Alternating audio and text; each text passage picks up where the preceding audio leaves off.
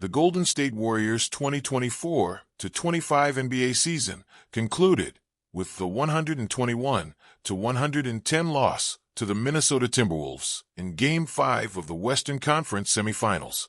The absence of star guard Stephen Curry, sidelined due to a hamstring strain sustained in Game 1, was a significant factor in their early exit.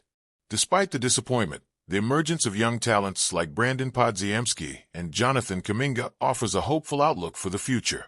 As the Warriors navigate an offseason filled with decisions on roster development and salary cap management, the blend of seasoned veterans and rising stars positions them for a potential resurgence in the 2025-26 season. The playoffs are where stars rise and weaknesses get exposed.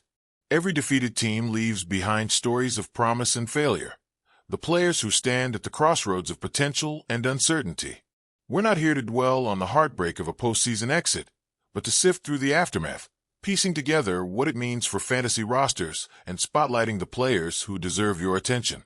For every team sent packing, we'll analyze one standout player primed for growth and one major question mark that could impact the team's fantasy value.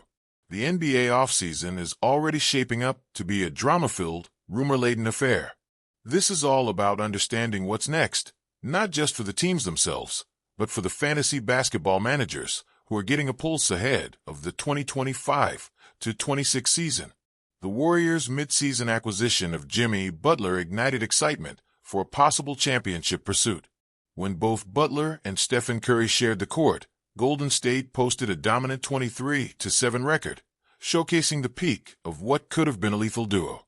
Then, after surviving a physical 7-game series against the Houston Rockets, Curry suffered a hamstring injury in Game 1 of the conference semifinals, essentially sealing the Warriors' fate. The Warriors fell 4-1 to a healthy and hungry Timberwolves squad, led by Anthony Edwards playing the Legend Slayer role to perfection. At full strength, the Warriors could hang with the best of the West, but time is running out. Let's look ahead to next season. Despite the playoff injury, Curry remains a top-tier fantasy target, worthy of being a late first or early second-round pick. His skills haven't diminished enough to be concerned, as he's still elite at a few categories and doesn't hurt you outside of the sporadic turnovers and lack of blocks. Jimmy Butler has more uncertainty. Playoff Jimmy only showed up for a few games in the postseason, but he was the primary reasons for the Warriors' turnaround in the regular season. Once he arrived, their defense morphed into one of the best in the league, and he helped settle the offense by drawing more fouls and reducing their turnover rate. From a fantasy standpoint, there is some concern around his dip in scoring. Butler attempted 11 shots per game between the Heat and the Warriors, the fewest amount per game in 13 seasons. He appeared more comfortable as a facilitator, averaging 5.9 assists compared to just 4.8 per game with the Heat. The Robin role suit him well, and as long as he's ripping near 1.5 steals per game with over 5 boards, I expect his ADP to hover around the 4th or 5th round. Draymond Green was critical down the stretch in the fantasy playoffs, but he's a top 100 guy whom you can get around the 9th round for rebounds, assists, and stocks.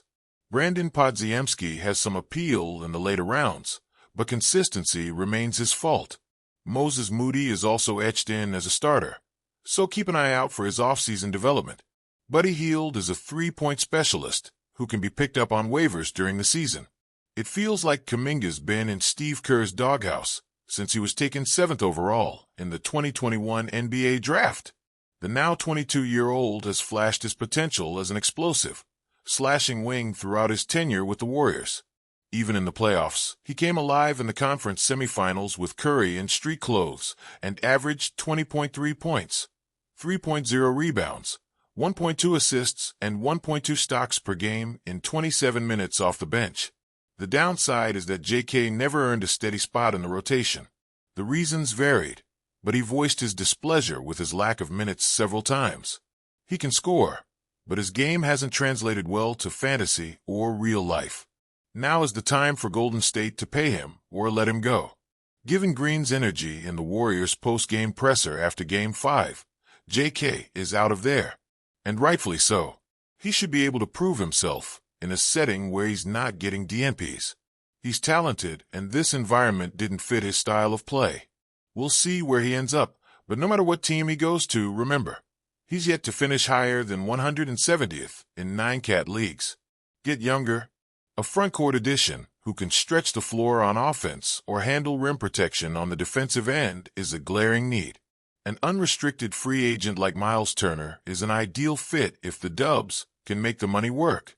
Or maybe they can swap Nick Claxton for Kuminga. Honestly, they need to stay healthy, which is a lot to ask when their franchise player is pushing 38 and their core trio is an average of 35.7 years old. The Warriors still have a glimmer in their title window, but GM Mike Dunleavy Jr. has his work cut out for him to replace trusted vets like Kevin Looney and Gary Payton II. I trust Curry and Butler. The rest are up for debate.